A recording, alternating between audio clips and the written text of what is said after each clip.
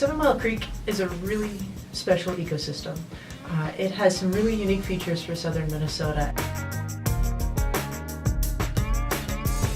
We've gathered up dozens of partners, groups that represent nonprofit conservation organizations, agriculture, educational organizations, local units of government, state and federal agencies, community organizers, and we've gotten all of these groups together to collaborate and help lead the way on conservation here in this basin.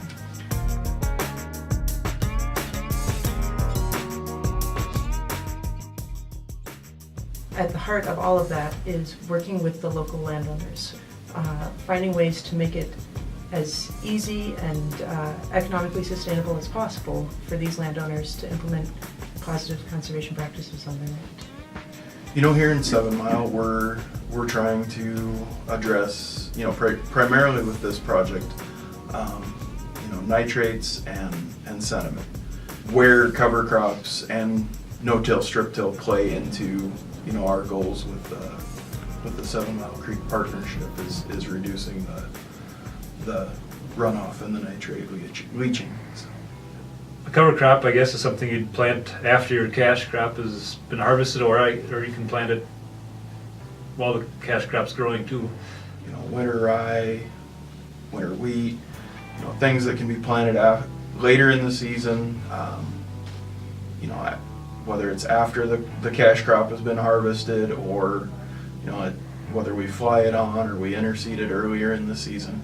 They're planted to reduce erosion, wind erosion, or water erosion. The roots from the cover crop help capture the large rain events that we get and help reduce runoff and help it absorb into the soil faster so it doesn't run off. Which will ultimately reduce, some of the leaching that we see, from the fields that don't have cover crops. And we're trying to capture nitrate and hold nitrate from getting away on us so we can utilize that better.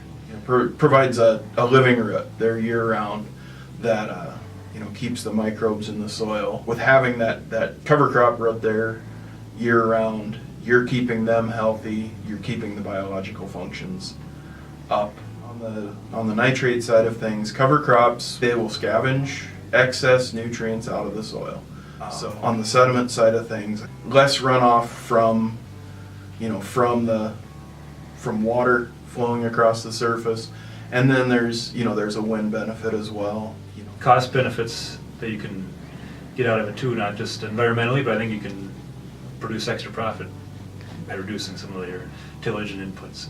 If you've got a legume cover crop planted in the fall and then you plant corn into that in the spring, you can potentially reduce some of your nitrogen inputs. In 5 years, if we combine the strip till and the cover crop, so we can see increases in organic matter, and that if we get increases in organic matter, we can possibly reduce nitrogen a little bit or other fertilizer we put on the fields.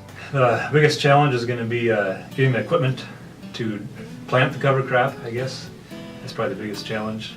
There's a few other people in this county that are starting to get into reduced tillage and cover crops. I think you should talk to them and learn get as much free information as you can from them. You can start small too. You don't have to turn your whole farm into a strip till cover crop system. You can start with an 80 or 40 acres and hire some of the work done. Yeah, it's been a good it's been good for us. It's a learning curve to jump into that. No doubt, it's a little different way to farm. But I think it can work in anybody's system if you're willing to make it work. We provide technical assistance, grant writing, and the ability to bring in groups of volunteers and engage citizens in having conversations about conservation in 7 Mile Creek. Between us and NRCS, there's, we'd be more than willing to provide any technical, guidance and expertise that we can. The technological advancements in modern farming, it is entirely possible to have a strong and vibrant agricultural community and a healthy watershed at the same time.